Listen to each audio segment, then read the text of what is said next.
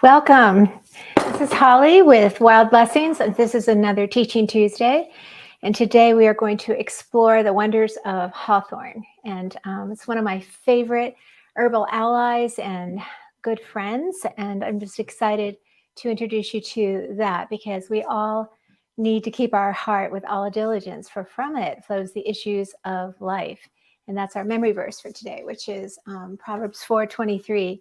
Watch over your heart with all diligence, for from it flows the issues of life. And so what is that issue of life? It's the blood. And our blood is, the life is in the blood. So you want to get the blood to any part of your body that you want to heal. So if your foot, if you don't have any blood in your foot is dead. And so blood needs to get in our fingers and all over the place. And so the more our heart can be healthy and the thinner our blood can be, so it can just be accessed into all of the cells to carry the nutrients and the oxygen and the white blood cells and the water and carry away the waste. That's what the blood does. So the life is in the blood, and keeping our pump healthy, our heart healthy, and our entire cardiovascular system healthy is going to be huge. Because if you have a heart, you need to hear this talk. And so heart disease is the number one killer in, I believe, our country. I don't know if it's the world, but that's kind of scary. So this herb, hawthorn, is the most amazing tropho-restorative herb, meaning can restore the heart back to its normal function, not just be a tonic, but it is a tonic, but it's also just something absolutely amazing for heart health. It's the ultimate herb for heart health.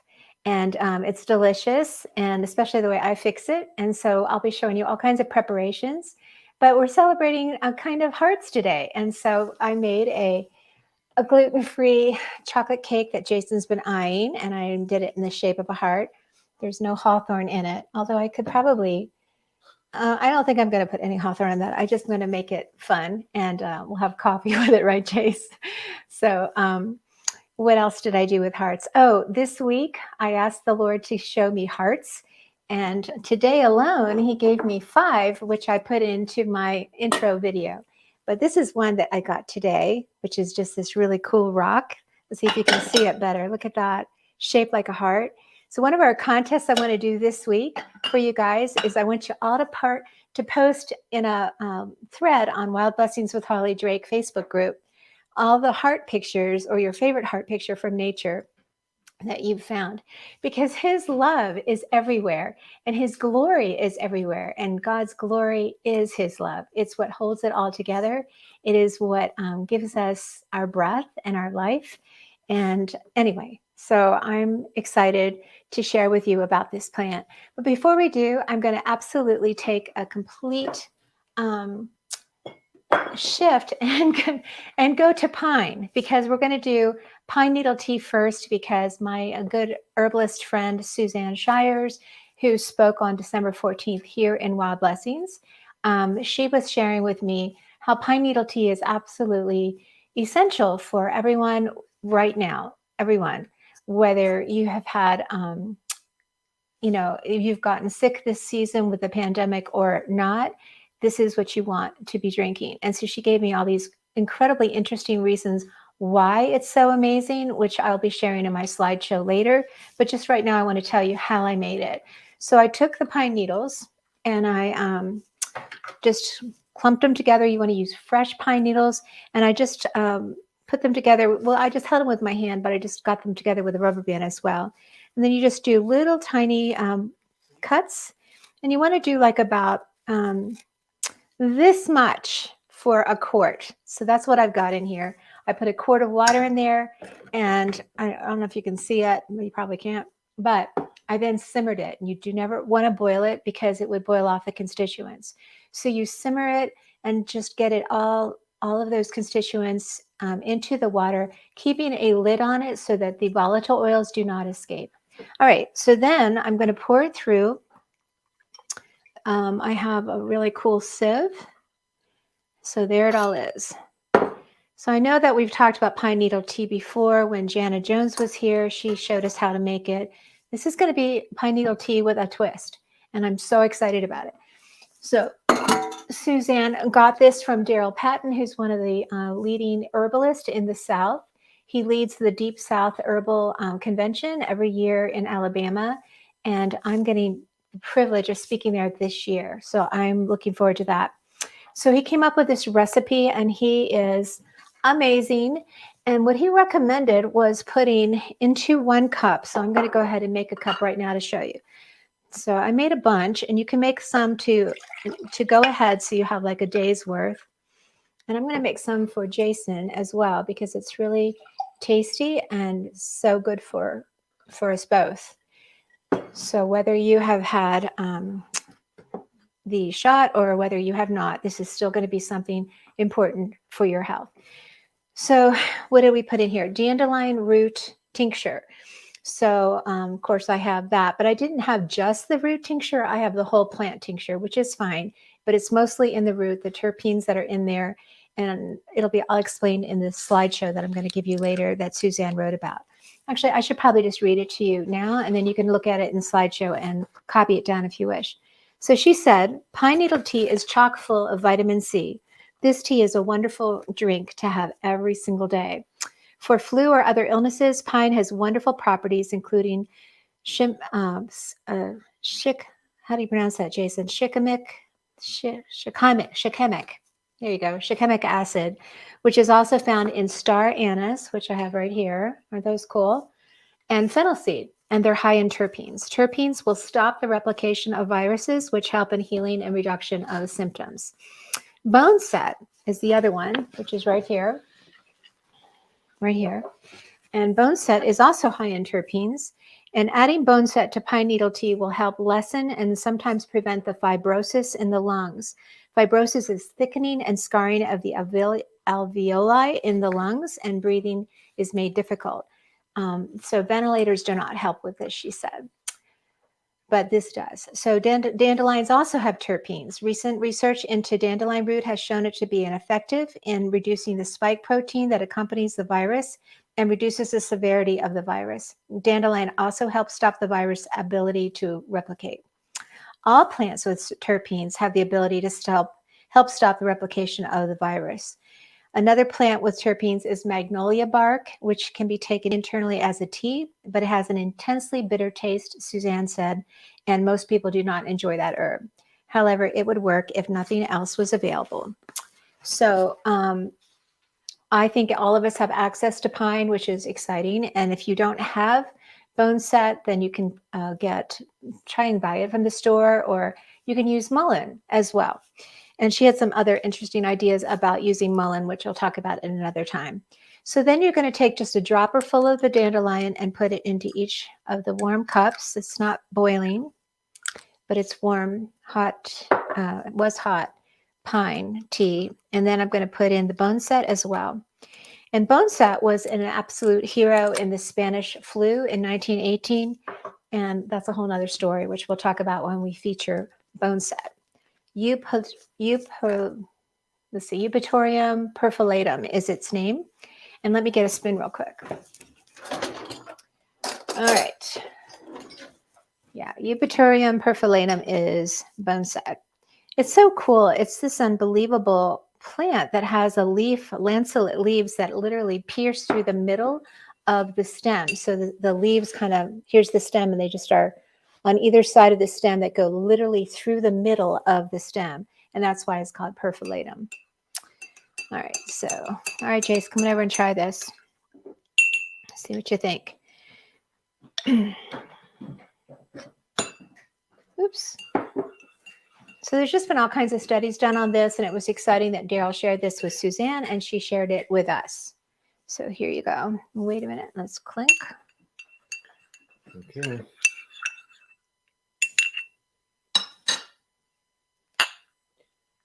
Why am I always the guinea pig? You are the guinea pig.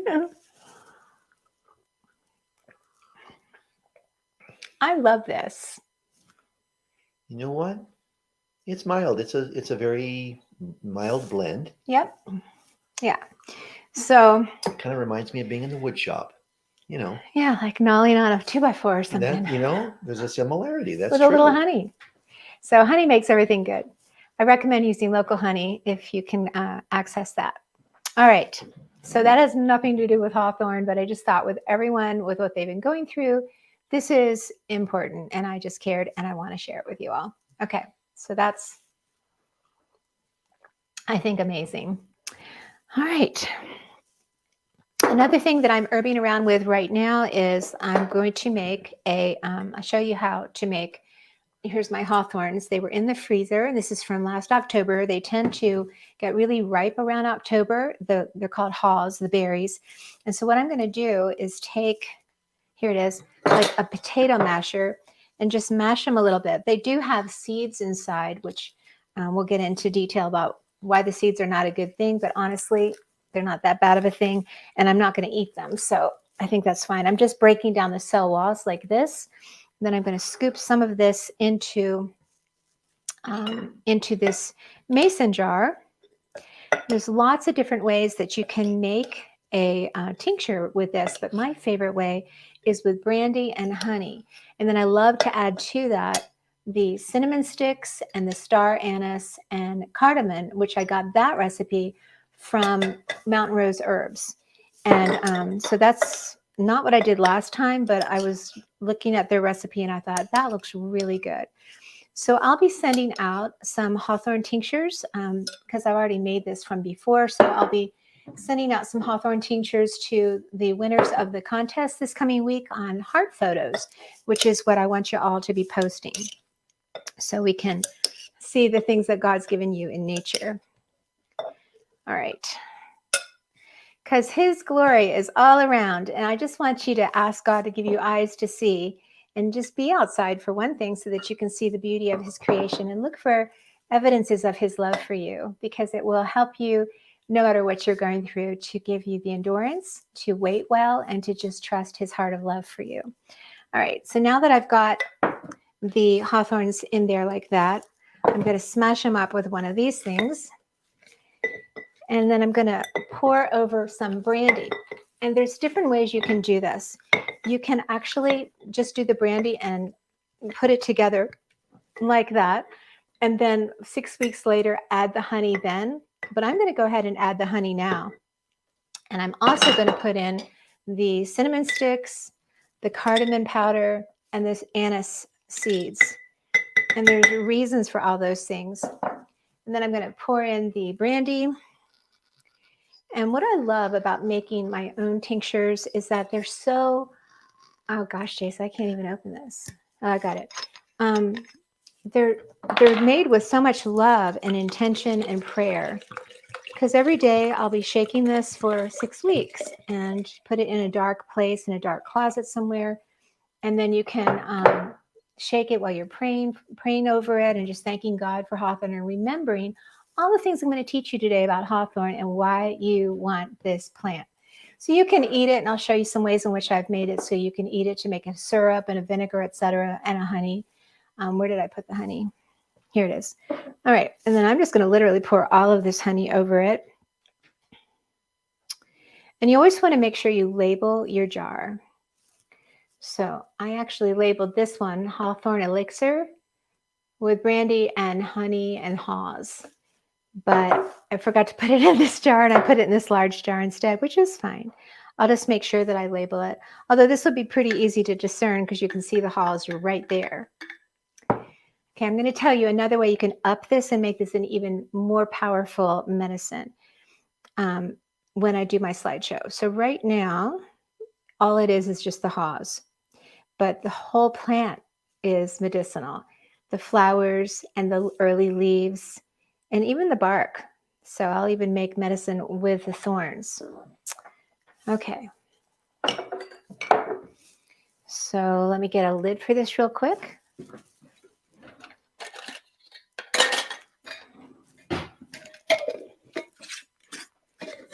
And we'll shake it. Shake, shake, shake, shake, shake. All right. And remember to label it. So I'm going to just put that here for now. And let's get on to the next thing. So the next thing I want to show you, Jason, is it possible for us to look at Barbara ONeill, talk about this in just a minute, about her story?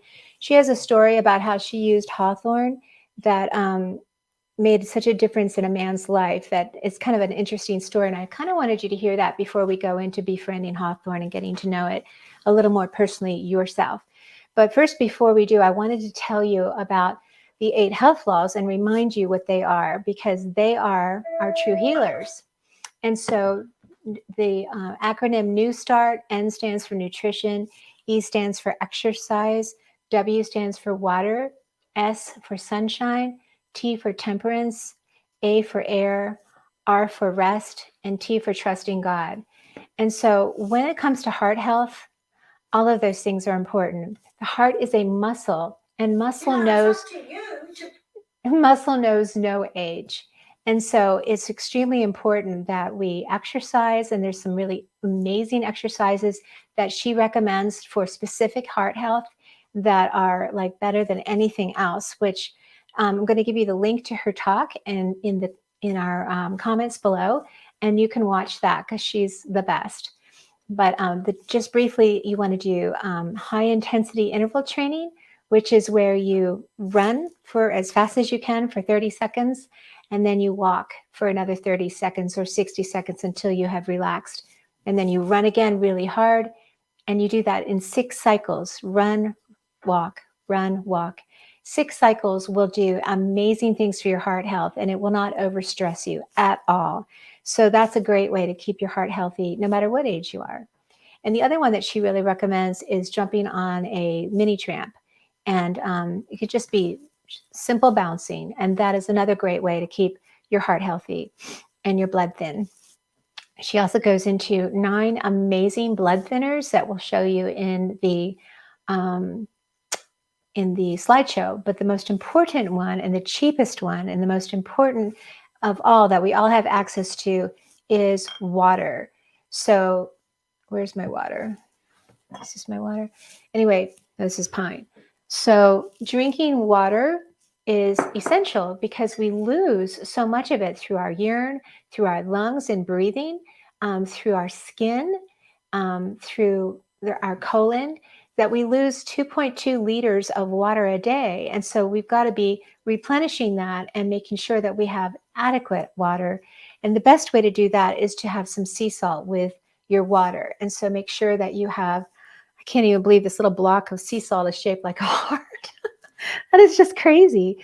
But so if you just put a little kernel on your tongue and then you go to drink your water, it will help your water, the cells to absorb the water better and not just pee it out. It is amazing what a difference that makes. And she goes into great detail about why that works and why our bodies need salt.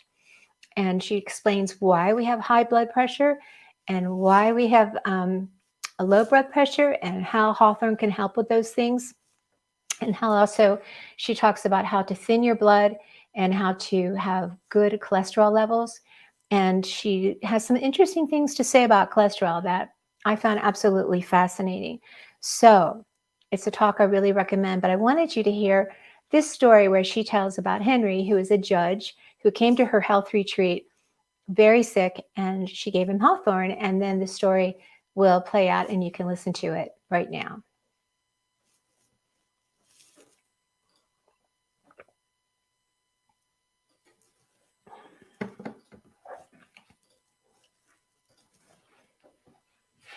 You know, it's up to you to prove to your doctor you can get that blood pressure down and you can get that heart strong and that blood thin. It's up to you. There is a herb that strengthens the heart, and it's called the hawthorn berry. Psalm 104 verse 14, the Bible says, God gave herbs for the service of man. He gave us cayenne pepper to keep that blood nice and thin, best blood thinner. He gave us the garlic. He gave us the hawthorn berry. It's an English herb, but it loves growing in places like Victoria and New Zealand. And a lot of the English brought over the hawthorn berry because they make quite nice hedges. I don't know if you've got hawthorn berries growing here. The hawthorn berry strengthens the heart. If the blood pressure's high, it'll bring it down. If it's low, it'll bring it up. It strengthens the heart. Let me tell you the story of Henry. Henry was a retired judge and came to our health retreat. And he was on blood thinning medication. He was on blood cholesterol medication. He was on blood pressure medication. He was also on blood sugar medication. And he was on medication for gout. And he was also on medication for stomach ulcers. He was in his late 60s. I said, are you interested in coming off your medication? He said, no, thank you very much. I'm very happy with my medication. I always respect everyone's choice. But I gave him the hawthorn berry. We get the berries, dried berries, and we make it in a tea. And he was having a litre of that tea a day.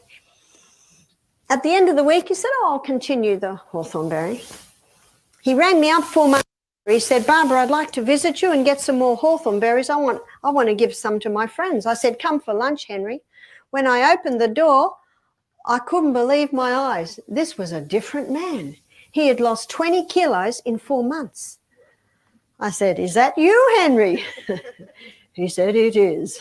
He said, I can do my coat up now. He said, sit down, Barbara. I have a few stories for you. He said, I went to have my blood pressure taken at the doctor a few weeks ago, and the doctor took it, got up and went to walk out. And Henry said, what are you doing? He said, the machine's broken. He said, why do you say the machine's broken? He said, well, your blood pressure's, what is it, usually 180 on 95. That's on medication, by the way. He said, this machine says your blood pressure is 125 on 70. It must be broken. Henry said, that's my blood pressure now. He said, the doctor has taken me off all my medication because my blood is thin, my cholesterol's back to normal. Did you hear that? He said, my blood sugars are normal. I have no more gout. I have no more stomach ulcers. And the doctor says I don't have to have the knee replacements because my knees are happy. Knees don't like a lot of weight. I said, wow, Henry, that's a fascinating story. Tell me what you have for breakfast. I said, I have some fruit, low GI, of course. I have some whole grain cereal. Maybe it's buckwheat, maybe it's oats, maybe it's millet, maybe it's quinoa. And then I have coconut cream on that. Did you hear that? Cholesterol came down and 20 kilos lost having coconut cream every morning. Do you know the islanders ate coconut cream for years? Every single meal they ate coconut. Never heard of heart disease. He said, and I have some sprinkles of those seeds on top, these ones, and I have a slice of sourdough spelt toast with an avocado and tomato, and sometimes I might have an organic egg. That's not a light breakfast, is it? He said, I don't eat again till lunch, and then I have a salad. I have some vegetables, or baked or steamed. I have some sort of protein, maybe chickpeas or lima beans, and I might have another slice of sourdough spelt toast with avocado. He said, and I do not eat again till breakfast. Very decisive man. He would have been a good judge. When they were at the table, he heard about Michael and his speeding his speeding, and he said, I shouldn't be listening to this. Wow. He said, I do not eat again till breakfast. He said, I do not need to. 20 kilos lost. Would you call that a light diet? That's not a light diet. He's eating very well. But he's eating all of his food in the beginning of the day and the middle of the day. I said, tell me about your exercise program, Henry. He said, I find I can walk another block every week. As his weight drops, as his heart gets and his muscles get stronger, he can go further in less time. So simple. He said, I just want to thank you, Barbara. You've changed my life. I'm almost ready to go back to the bench. He wrote to me. He was of the old school, writing letters. He wrote to me a year later. He said, 38 kilos lost. He said, it's like I'm not even on a diet. And, of course, that has a dramatic effect in getting blood pressure down, is losing the weight. And when you do eat breakfast like a king, lunch like a queen, tea like a pauper, and when you do greatly drop your carbs, eliminate the sugars and the wheats, you will automatically lose weight. You'll lose it without even thinking about it. And isn't that the best diet? The best diet is a diet where you are not hungry. And there are 3 foods that keep the food in the stomach longer. It's fiber, and it's protein, and it's fat. Fat does not cause heart disease. It does not raise cholesterol levels. And we need to eat the healthy fats, which is your coconut oil, your olive oils, your nuts, and your seeds. I don't advocate high fat. I advocate high fiber, lots of vegetables, generous proteins in your legumes, some gluten-free grains, nuts, seeds, and the healthy fats. There's a saying in Australia, it's if you're on a good thing, stick to it. You've heard of that saying? And the Bible says in 1 Thessalonians 5:21, prove all things and hold fast to that which is good. It's old English. Prove it, do it, prove it. And if it works, it's very simple. Just keep doing it. Just keep doing it and you get the results. Remember what I said? It is up to you to prove to your doctor. You can get your blood thin. You can get their blood pressure down. Some people choose to stop their medication as they implement this. Some people choose to work with their doctors. And again, all the results will start to show it. But the water must be drunk.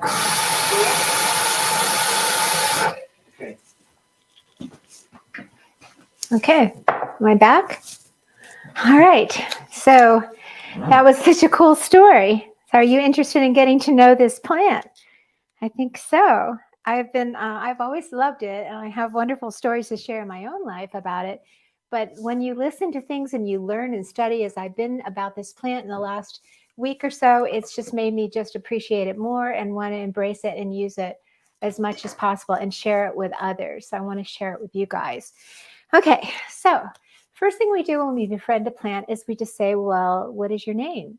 And so its official name is Crataegus or Crataegus. I can't pronounce it properly. Crataegus species. And I'm saying species because there are up to 1,000 different species of this amazing plant. And the reason why is because they crossbreed and hybridize very easily with one another. All of their leaves are different too, so it's kind of hard to tell them apart. But they're all worked interchangeably. They work the same as far as the medicine that they give to your heart and to your health. And the taste is pretty much the same. So it doesn't really matter what their species are. And I don't even know, I wouldn't be able to tell you which species is which because they all just kind of blend together. So that is its official name. Some of its nicknames are whitethorn and quickthorn and mayhaw. And there's a reason for that as well. And then another thing when you want to know and get to know a person is you want to say, well, where are you from? And so Hawthorn is from England and from the Northern Hemisphere, but it has now been pretty much introduced worldwide, but it came from Europe. And then you want to say, well, tell me a little bit about your family. And the family that Hawthorn is from is the Rosaceae family. And so that's the rose family. And so another plant in the rose family that we studied last September is apples. And so apples are in the rose family, and so is blackberries. So here's my blackberry wine that we made back in the fall, just getting ready for probably a forage to feast sometime in the summer. Anyway, so that's the Rosaceae is the family. And then you want to say, well, tell me a little bit about your history. So there's some interesting folklore about hawthorn. It's been considered a very sacred herb by many different people. In fact, it's been considered the thorns that are on the hawthorn have been, has been believed that the hawthorn was what the crown of thorns was made for Christ when the Jews put it on his head to mock him and call him the King of the Jews and push this into his skull. And so these thorns are nothing to laugh at. They are very, very painful if you get speared by one. So the crown of thorns is one of the histories of that. Another historical lore or history about this plant is it's considered a portal to the other world and associated with fairies. It's used as a maypole in Beltane dances, which is the beginning of spring.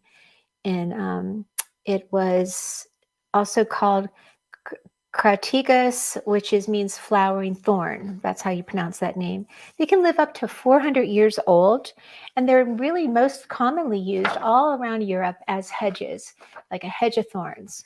And beautiful and medicinal and wonderful hedges that work to keep, sheep in a field or whatever, but they're also good for you. The Virgin Mary used to have a crown of flowers with the hawthorn. And let's see, it's been known for its courage, for giving the heart courage. So it not only affects physical health, but it affects emotional health as well. So then you say, well, what do you look like? So the lifespan can be up to 400 years of age, and it can be very tall, up to 45 feet tall, or just like a shrub that gets up to 15 feet tall. Its bark is brown or gray, and it has these really long thorns that can be 3/4 of an inch all the way up to 4 inches long. The leaves, I told you earlier, are divergent in shape because there's so many different species that have hybrid together. The young leaves are called bread and cheese. And honestly, if you know why that is, let me know. I don't know why it is. They were called bread and cheese, but I have eaten them. And if you eat them when they're very young, they're very tasty. As they get a little more dense and fibrous, they're not near as enjoyable. And let's see. One way you can tell, no matter what leaf shape is, it will always have a margin that is a little bit serrated and sometimes lobed, but always will have parallel veins in the venation. So that's a good way to remember it. The flowers, because it's in the Rosaceae family, it always has 5 petals. Sometimes the flowers are white, sometimes they're pink, sometimes they're even red, and they have many, many stamens. The seeds, the haws, the berries are inside of the seeds, and the haws ripen to a deep red in the fall. And sometimes they'll persist even into the winter, making them a really important berry for wildlife and for birds. The fruit of the hawthorn is called a pome, P-O-M-E, and it contains 1 to 5 pyrenes, which are stones within its drupes. So it's not just a regular berry, it's a little different. The base of each pome, this is interesting, P-O-M-E, contains a 5-pointed star. Let's see if I can see one. And that 5-pointed star, I never realized this before, there it is there, is because of the 5 petals. So that's kind of cool. I love that. Some quirks about getting to know hawthorn is that if you take this as a heart med, or if you're taking heart meds like digitalis or beta blockers, then you really do need to consult your doctor before taking hawthorn. Hawthorn should not be used with people who have diastolic congestive heart failure. So those are just some warnings. And by the way, I am not a doctor. I'm just a researcher, and I love plants. So always do your own research and always ask those that you respect. The seeds have cyanide in them. And so while you were watching the Dr. ONeill speaking, I went ahead and I took haws and I put them into this jar and I poured honey over the top. And the way you deal with that is, if you wish, you can take the seeds out first and then just pour the honey in it. And I took some of the seeds out, but I left most of them in because it's really not that much cyanide. It's more in a almond than there is even in these seeds. So then when you pass by, you just flip it over. And then a couple hours later, you're passing by on the kitchen counter, you flip it over again. And that's the great way to just infuse and pull out those constituents into the honey. And then your honey becomes more medicinal. Okay, the haws actually don't taste all that great. They kind of have a mealy taste, and they're a little bit astringent, like kind of puckering your mouth. Okay, so those are some interesting things about that. So then what do you do is the next question. And so are you edible? Are you medicinal? Are you useful? And yes, they are extremely edible and have been used for years. I've got lots of recipes that I'll be sharing with hawthorns. But like I said, we can infuse it in honey. You can make a jelly or a jam out of it. You can put it into vinegar. This one has already been infused. Look how beautiful that turned out.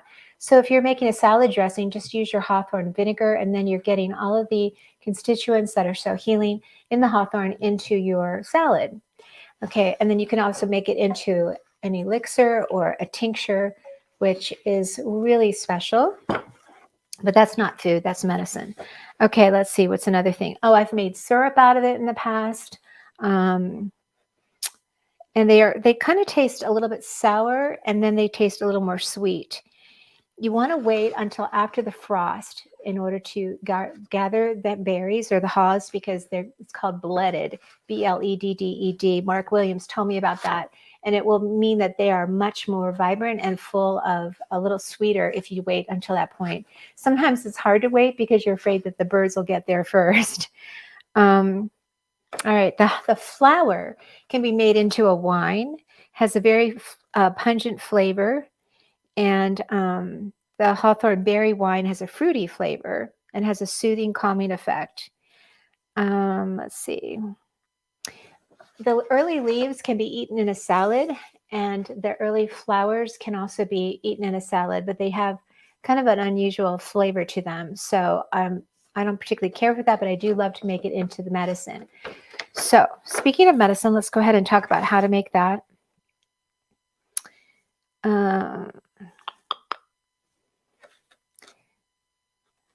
Okay. So what I did is I went up to the top of Snake Mountain where there are thousands of hawthorn trees. I went in the early spring and I got the early leaves, and I went back later and I got the flowers, and I put them into a jar to make a medicine, and then I poured over Scotch whiskey. I also put some of the thorns in there and shook it all through the summer. When the fall came around and I collected the berries, I just added it to the same menstruum that I had been keeping all since the spring. And so then when I finally decanted that, probably in November, it was pretty powerful medicine. It had all of it, not just the haws. So you can do that. There's so much you can do, and there's really no one way to do it best. I enjoyed that, but this year I did not get up to snake, and I didn't get the early flowers. So this is just the haws. This is some dried hawthorn that you can make a tea out of. It has the dried leaves, and it has the dried haws in here as well. My favorite way to preserve the haws until you're ready to work with them is just to freeze them, which is what I had a whole bag of, which is what we're working with here. All right, so let's talk about some of the medicinal things it can do for you. It's rich in flavonoids, so it's really good to fight against free radicals, and it's very protective of the cardiovascular system. When you see their thorns, they're so pointy and long, and they are not like blackberries that catch at you. They are, you can reach in and you can get the haws without sticking yourself, but it takes intentionality so you don't get hurt. You can get an abundant amount of haws from one tree. And they love to grow along the edges of forests, so that's a great place to find hawthorns. It was so funny. I was so excited learning about this plant back in 2008 that I wanted to buy one. So I went to Shiloh's to Joe Hollis, and I purchased for $26 a hawthorn tree. And when I came home and planted it so proudly, I then went around my yard and I discovered I had 21 hawthorn trees that I didn't even know I had. So take a look around, and if you see a tree with long thorns on it, I'll watch it and see if it isn't a hawthorn, because they are all over these mountains, and they're such a gift. Okay, so it can be used for digestion, for diarrhea, for cardiac weakness. If you've got high blood pressure, it'll lower it. If you have low blood pressure, it'll higher it. It's an adaptogenic for your body. It's an astringent, meaning it tightens and tones tissues. It's an antioxidant, like I told you about with the flavonoids. It regulates blood pressure. It strengthens the blood vessels. It strengthens the heartbeat. It helps to settle down irregular heartbeat. And I have seen that work so many times in my own life and also my mom's life. It can help with hypertension, and it can reduce plaque buildup in your veins. So amazing. So it nourishes and feeds the heart muscle like nothing else. So I could go on. There's so much more. So is it useful? Yeah, it is. What it's prized for is the wood is especially prized for making hard tools, like handles for tools, because the wood is so hard. And so that's one use. And the other use is that it's really an excellent hedge for your property. And I love having hedges that are edible and medicinal as well as useful like that. And it also has 150 species of insects that like to hang around hawthorn, which is great because they're great is a great pollinator. Oh, it helps to with anxiety as well. Treats insomnia, has skin benefits, just overall health. Helps with blood circulation. You know, honestly, to tell you the truth, anything that helps the blood is going to help almost anything in the entire body because the blood, the life is in the blood. And so if you can strengthen the heart and you can thin the blood and you can get it to every cell and do its thing, then you're going to be healthier overall. So I love hawthorn. It's also really good for when you have emotional heartbreak. And so whenever I have a friend who has lost a loved one, I always send them a hawthorn tincture. And I love to take Joy, which is an essential oil blend that has rose in it, which is also in the rose family, obviously, and a very high frequency. And I'll put a few drops of that in as well. And so if you are one of those people that I've given hawthorn to, I've done it for many of my dear friends, let me know in the comments how much it blessed you and helped you. I know it absolutely makes a huge difference in my life. So just drinking it here, I'm putting, this is my hawthorn tea that I made. And so this is just a simple way to get it in you. You can drink it as a hot tea. This is a cold tea. And so I pour a little bit of that in there. And then I take some seltzer water. And you can make kefir water. I've done that in the past too. I just don't have any kefir grains growing right now. And then drink it like a soda. Wow. That is so good.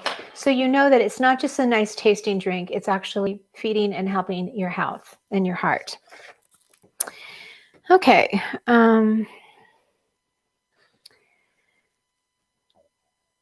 Oh, here's a trick that a lot of herbalists do. They recommend throwing a handful of the haws, the dried haws, into teas and infusions of other herbs. So for example, it doesn't work against other herbs. It actually helps other herbs. So just by adding that in, you're adding the flavor and you're also adding all of those medicinal benefits to whatever herb you're working with. So that's a kind of a trick that a lot of herbalists use.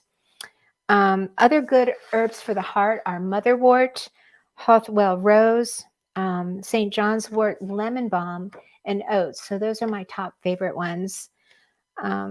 Seven Songs says that because there are lots of hybridizations that use all the flowers are stronger. He likes to use the flowers more for the medicine than actually the haws. That's one reason why I like to use all of it. So you pick and you decide which you think is best. So I'm going to go ahead and show you my slideshow. Jace, I'll probably just come over there and just push it myself. Should I do that? No? Okay. So this will show you some of these things that we've been talking about. It will start with the pine needle tea, and we will end with some pictures of hearts, and we'll talk a little bit about love. So go ahead and get that started.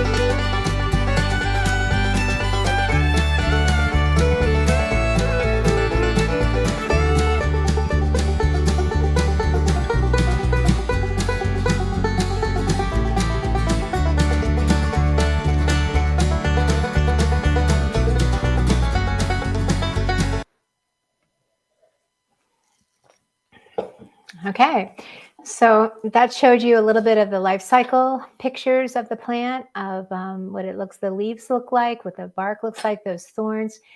Snake Mountain is where there's thousands of hawthorns in a grove, but I haven't been there in so many years because I've found so many of them here on my mountain. And also, sometimes you lose a shopping center because people start purchasing the land and building on it. And so the last time I was there was some building going on. So I don't know if anyone knows what's going on top of Snake now. I'd sure like to know. I'm talking about off of Rich Mountain. I'll never forget going up there. Oh, I know. I was in Earth Fair and I was talking to the checker about how much I was buying some hawthorn haws, and they're expensive to buy at the store like that. And I go, I just so want to find them here in the high country where I can forage for them. This is so many years ago. And somebody was standing right behind me and she said, are you talking about hawthorn? And I said, yes. And she said, there's a whole grove of them on the top of Snake Mountain. I was like, what? And so, of course, that very day I went to Snake Mountain and I climbed up to the top of there, and there were hundreds of these trees. I went back again later with some of my apprentices, with the D's and with Sharon Greer. And not only did we find hawthorns in abundance, but we found ramps. And so it was just, I love that place. And I have so many good memories of being there with those kids, and just the abundance that God has provided for us. So let's see, Jace, I cut a piece of the heart cake for you. Would you like to? I'll put it here for you to have later. And let's see, there's the contests this week are going to be the photos of the hearts that you find in nature. And just ask God every day when you get outside that to show you, to open your eyes to see evidences of his love all around you, hidden in plain view. So today when I was walking to the edge of the ridge, along the ridge, I found 5 of them. And so I took those pictures and they're in the intro. So I hope you enjoyed that. And I want to see your pictures. Also, if you write a plant poem about hawthorn, all you have to do is just look at your notes if you took notes, and just try to use those as bones for a poem. And if you have a jeweler's loop in the spring, when you find a hawthorn tree, just look at those pretty flowers, look at all those stamens, see if you can count them. There's so many. And look at the colors and see what kind, maybe you can figure out what kind of a species you have of hawthorn. Let me know if you've ever done hawthorn tinctures or used it for medicine, if you've used it to help your blood pressure or to strengthen your heart in some way. I'd love to hear some testimonials. Yeah, I hope this has given you appreciation for my friend Hawthorn, and I look forward to hearing what you have to share about that. Thank you so much for joining me.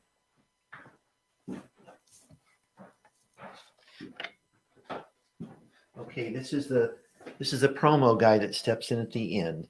So if you're watching on YouTube, hit the like button down below. If you enjoyed I always this forget to video, say that. maybe you're going to be watching it later on. Maybe they're not watching it as we do it live. So like and subscribe so you won't miss any more of the Teaching Tuesday Wild Blessings videos. Mm-hmm. And if you could also go to patreon.com and look up Wild Blessings, you'll find Holly has a page there. Allows you to support her Wild Blessings classes, which they're being offered for free online through Facebook and YouTube. So thank you. And guess what Jason and I are going to be doing this week? Can you guess? The weather is 40 degrees above zero during the day, and it freezes at night. So what does that tell you? What do we need to be doing right now, this week?